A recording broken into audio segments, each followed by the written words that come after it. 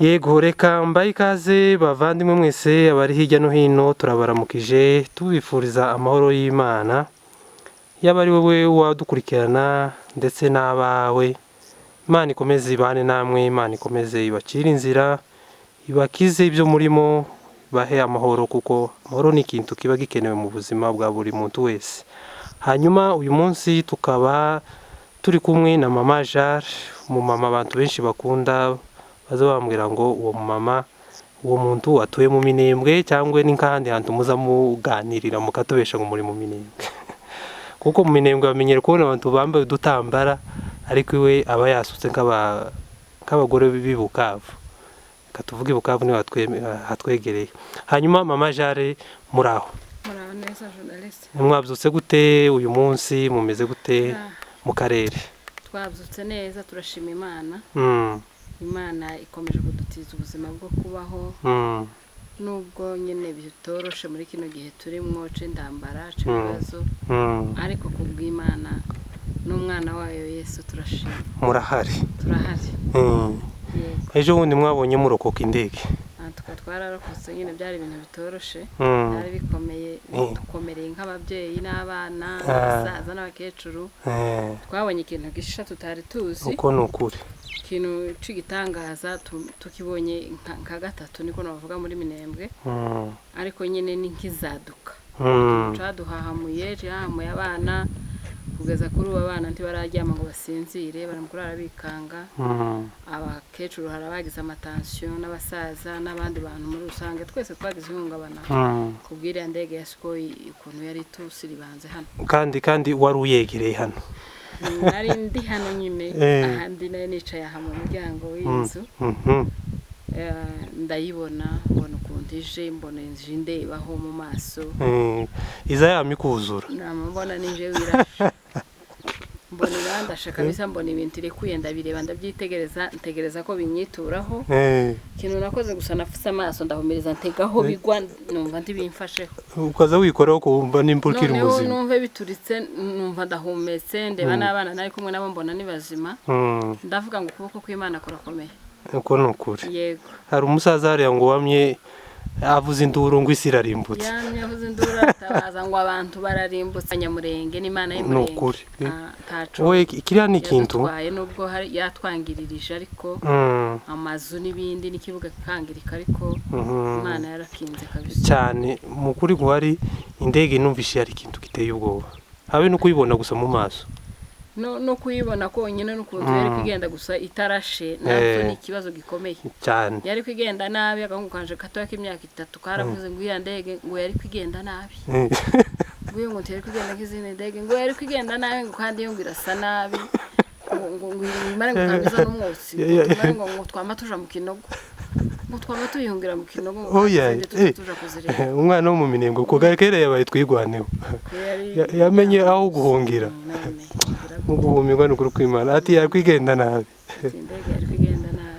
Oye ntakundi, gusa ubuzima twatunyuramo no kubwihanganira, kandi tutihanganye umwanzi nicyo ashaka ko ducika intege cyane. Ariko turakomeye. Murakomeye.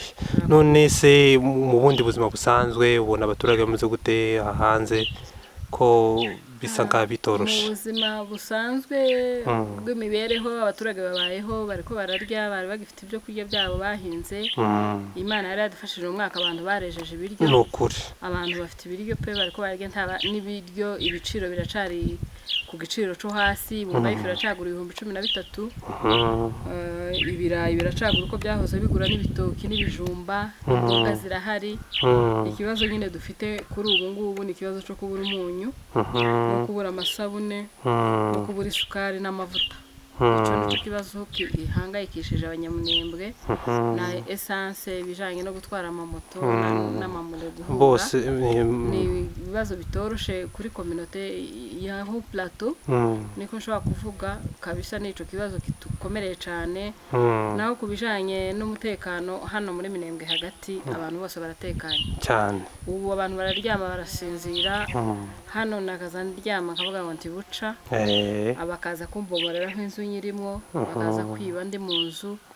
ariko ubu ngubu usigaye uraza n'ibintu hanze bwaca mu gitondo ukabisangaho cyane. umutekano urahari, turashima Imana ko yadukuriyeho ingabo za FARDC zari zitugoye. Kandi wewe nagize ngira ngo ntibazogusiga. Bagaza barabwira ati tuzakwica, wowe turakuzi uba hano bitari burage. kandi nyine byari bindi. Kandi ikibazo ntiwagize ubatinywe nk'abandi bagore.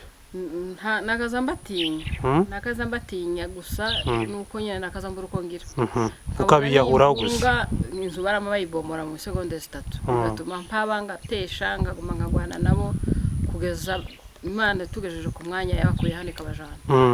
None se uko nabona mu manama ubabwira inabi cyane kandi ukavuga udasiga. Ntabwo nababwiraga inabi, nababwiraga ukuri.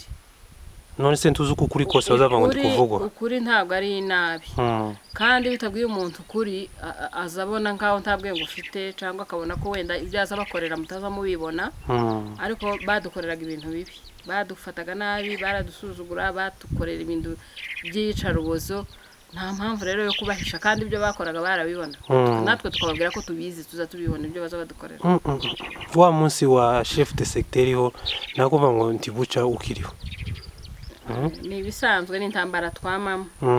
Intambara twamamo si ku bwa secteur gusa, kuva ku Kagatembo, kuva ku Gatoni, kuva ku Bwande, kuva ku abasirikare bose bagiye baba hano. Bose bagiye baza kandi tukababwira ukuri, tukababwira ikibazo dufite, tukababwira icatumye ibintu byose bigenda guke kubera ko ari bo. Yego.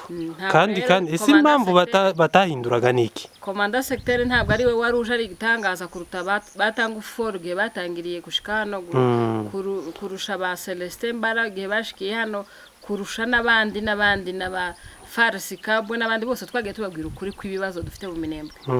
Nta mpamvu zo kumutinya rero ko nawe yari umusirikare mugenzi wabo cyane. Ese impamvu batashaka guhindura ko mwagerageza kubereka ukuri mukabereka n'icyo kugwa kugira ngo umutekano uze, ariko ntibashake guhindura, uzutekeza ko ari iki? Impamvu batahinduraga nuko bari bafite mission. Bari bafite mission bahawe na Sebuja ari we Perezida wa Repubulika Giseketi. Ntabwo yakunze abanyamurenge habe n'umunsi umwe, nta n'iciza yigeze adukorera.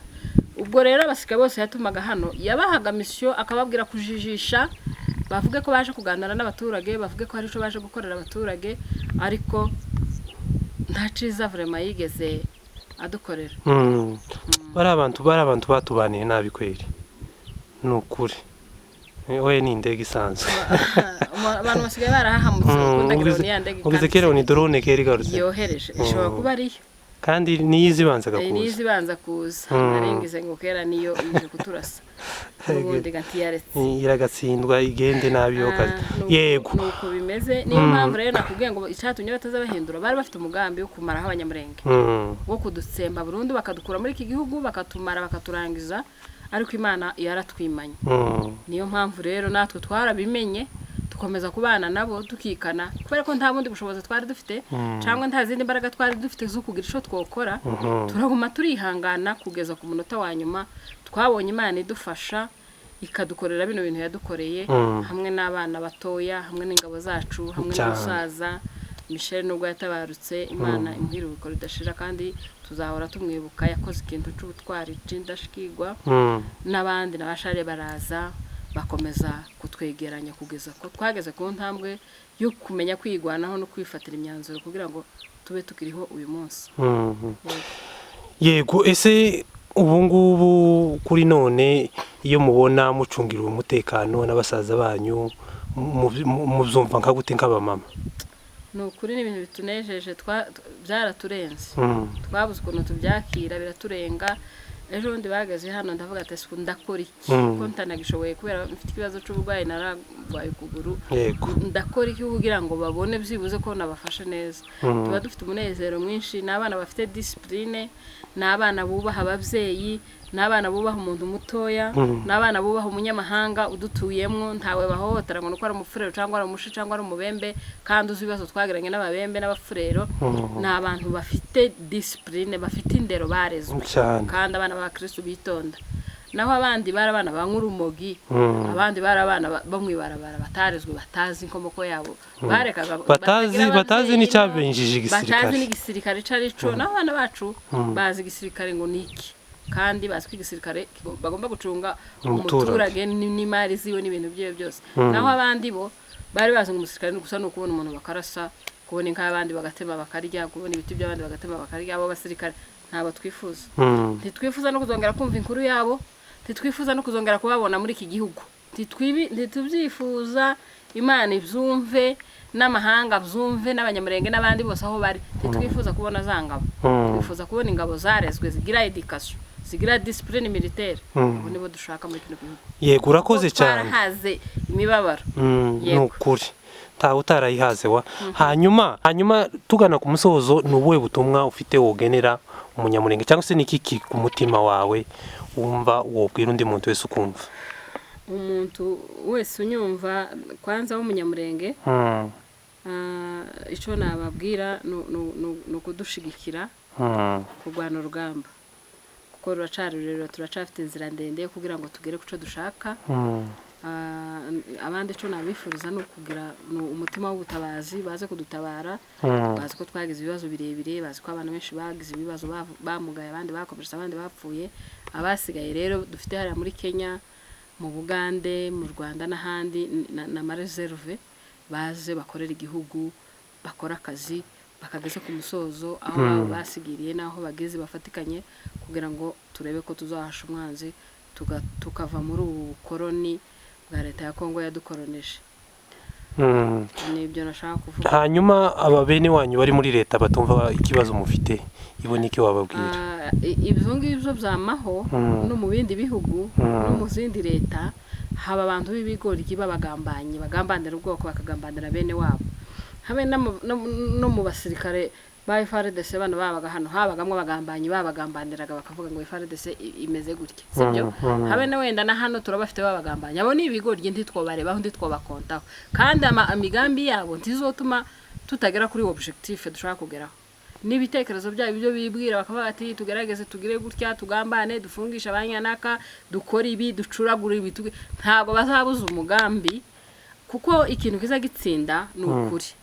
Kandi ukuri niko dufite, ko turagwanira ukuri, tukagwanira kubaho, tukagwanira ko izina ryacu ritazimangana, n'ubwoko bwacu n'imari zacu n'ibintu byacu. Rero mu gihe umuntu afite ukuri niko kuza gutsinda intambara, ukuri niko kuza gutsinda ibihugu, ukuri ngo kuza guca muziko ntikuza gusha. Naho ibi biti byoshira n'amazu bikabiranduka, ariko ukuri tikuzashira, kuko abanyamurenge twarenganyijwe. No ikintu kiri mu gutangaza kandi gitera niyo leta ya Kongo urujijo, nuko usanga uri hano n'ababyeyi bawe, musaza uri muri leta akabwira abo bakoranira ko bati ibiriya barimo n'ukubesha, akagambana. Ega biriya nabyo bituma bariya bano bakongomane bene wacu bavuga ngo ise turi kumwe hano, mushike we na banyirasenga na banyina wabo turi kumwe hano, turi gupfana, katanyama ziriko zirabaviole banyina, zikaviole bashiki babo, zigacira base mu kanwa, zikabatemagurira inka mu maso, zikabatwika, zikabakora buri kimwe cyose. Umwana wiwe akifata akagenda ikinshasa akara kuvuga ngo ivi na ivi na ivi. N'abana b'ibigoryi, n'abana b'ibivume, bavumwe, batafite gutekereza ku gaciro k'ababyeyi bababyaye. Nta kintu kiremereye cyangwa kiri hejuru y'umubyeyi wakubyaye kugira ngo uje kumugambanira, uje kuvuga ati ni bamwice, ni bamukorera itotezwe nkaririye. Berega biriya bazabibazwa kandi bazabyishura. To utari bitinde bitebuke, bazabona ko ibyo bakoze ari ububwa. Yego. Ngahigira icyo babwira rero basaza baba bari muri leta? Ntaco nababwira. Bazabavuga ngo wanze kumva, tiyanze kubona. Nibategereza iyo leta bahaye bakorera izabahemba. Kandi bazavuga ngo ukorera satani, impembo za satani ni urupfu, izihemba urupfu. No gukorera leta ya Gisegeti cyangwa ya Kongo ntaho bitaniye n'ibyo. Ntaho bitaniye n'ukurera satani. Niko nashaka kuvuga. Siko mvuze, ariko birasa naho woshira hariya satani na Gisegeti ngo umuntu ahitemwa uwakorera muri abo bantu bayobzuko. Bashaka bagapfa gukorera uwo bakoreye. Yego. Birareje. Mu kusoza ngahegira ubutumwa ugeneye umuntu wese wumva ushaka kuganiriza. Ninaweza kupenda niongee kwa Kiswahili. Ndio ninaweza kuongea vizuri. Okay, ni sawa. Message au ujumbe au recommendation yenye mimi naweza kupana kwa wakongomani wenzangu. Wakongomani waache kudanganyiwa na wafanya siasa, waache kudanganyiwa na wajinga ambao hawana akili za kuwaza mbele. kwa sababu sisi hatukugombana na Wafulero, hatukugombana na Wabembe, tuligombanishiwa na guvernema ya Kongo. Ndio iliwachonganisha, ikatuchonganisha na wandugu zetu Wafulero ambao tulikuwa tunaishi nao, ikatuchonganisha na Wabembe, zamani tulikuwa tunaishi bia. Lakini leo nakuya nasema huyu Mnyamurenge haiko Mnyamurenge, ni Mnyarwanda, haiko hapa, tukazozana, mizozo, vurugo zikakuwa katika nchi. Kwa leo sasa matokeo sisi wote tunaanza kuyavivre. Tunaanza kuishi matokeo mabaya ya uchonganishi wa serikali yetu ya Kongo. Kitu cha kushangaza, Goma ilikamatiwa, hatukuonaka siku ile kuya kupiga kubombarde wa raia Bukavu, Goma, nafasi zingine. Lakini Minembwe ka petit village kenye kiko amo wazazi na watoto na bafuga ngombe tu biko banatuma maskoi na drone bizikuye kubombarde Minembwe juu ya kuangalia hii sura yetu. Ile sasa ideolojia kusema Banyamurenge hawiko Bakongomani biko na sura ya saa ya Banyarwanda, tubapige tubauwe, na njo ile guvernema ya Kongo ingali naonyesha Bakongomani. Lakini kusema Bakongomani Kone Nanga haiko Mnyamurenge, Bertrand Bisimwa haiko Mnyamurenge, na wengine hata na Bawilingoma na Bakaroti na wengine benye biko kwa M23 habiko Banyamurenge na habiko Batusi civile, lakini ni Wakongomani. Lakini Kiseketi yeye angala naona kwamba kukwea kupiga Minembwe na madrone na maskoi ni jua naangalia sura, angali na ile message ya hene ndio angali na transmettre kwa Wakongomani wenye wangali kuma fasi zingine na mapreferi yote ya au plateau ya Minembwe. Yenye naweza kuwaambia wasidanganyike, tuikale fasi mwa tulime mashamba. Mimi niko mlimani, niko nalima shamba zangu hapa. Tulime mashamba, tukulishe watoto, tusomeshe watoto, tuangalie kama tutajenga nchi yetu, kwa sababu amani sisi ndio tutajitafutia. Kiseketi watoto yake biko Bulaya nafasi zingine, lakini anaendelea kutatiza raia na kunyanyasa watoto wa Wakongomani.